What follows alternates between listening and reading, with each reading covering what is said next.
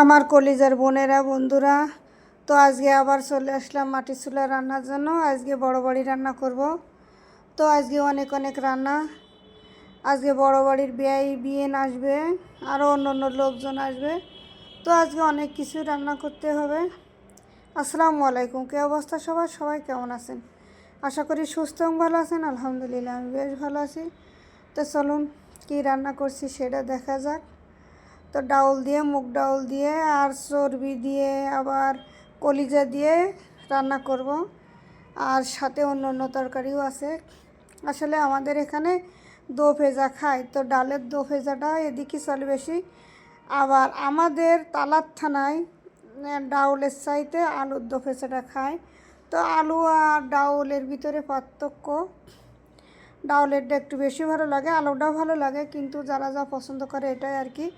আর এখানে আমার আফা মাংস রান্না করছে বড় হাঁড়িতে, দেখেন চুলা আলাদা আলাদা। আমি একটা রান্না করছি, আফা একটা রান্না করছে। তো ওই পাশে মাংস হচ্ছে, এই পাশে আমি ভাত, মাছ আর ডাউল রান্না করছি। আর অন্য অন্য তরকারি আমি রান্না করব, আফা খালি মাংস রান্না করবে। এই যে এটা মাংস রান্না করা শেষ। আসলে কি জানেন, রান্নাটা আমার আফাই করে। আফা রান্নার হাতটা অনেক বেশি ভালো এবং খেতেও অনেক মজা। কিন্তু আমার আফা খুবই অসুস্থ, তাই অসুস্থতার কারণে অনেক দিনও রান্না করিনি। আর আফার সংসার, আমার সংসার কিন্তু আলাদা, পাশাপাশি থাকি আমরা দুই বোন।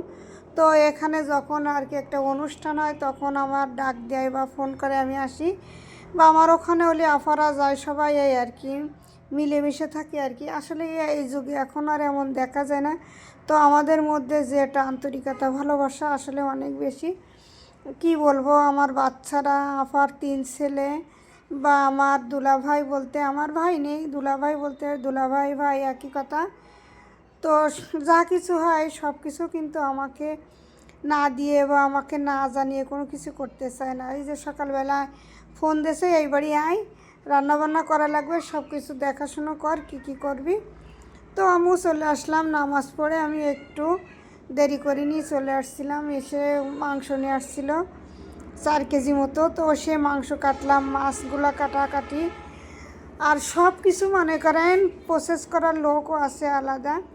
আফার 2টা বেটার বউ, যেহেতু তারা পারে বলতে তারা এখনও সে পারার মতো হয়নি, বয়সও বেশি না তাদের, অল্প বয়সী মেয়েরা, তারপরেও আলহামদুলিল্লাহ অনেক কিছুই বোঝে। আর এই যুগ হিসাবে অনেক ভালো তারা। এই যুগের বউরা যেমন, আসলে আমাদের বাড়ির বউরা এমন না, খুবই ভালো। তো আমার সাথে তারা দীর্ঘদিন বেড়াচ্ছে, আমি খালা শাশুড়ি, তারপরেও তারা অনেক সম্মান বা ভালোবাসা দেয় আমার। আমি পাশাপাশি থাকলেও তারা অনেক রেসপেক্ট করে। তো এখানে আমার খুব ভালো লাগে। তো আজকের মতো এখানে বিদায় নিলাম। সবাই ভালো থাকবেন, সুস্থ থাকবেন।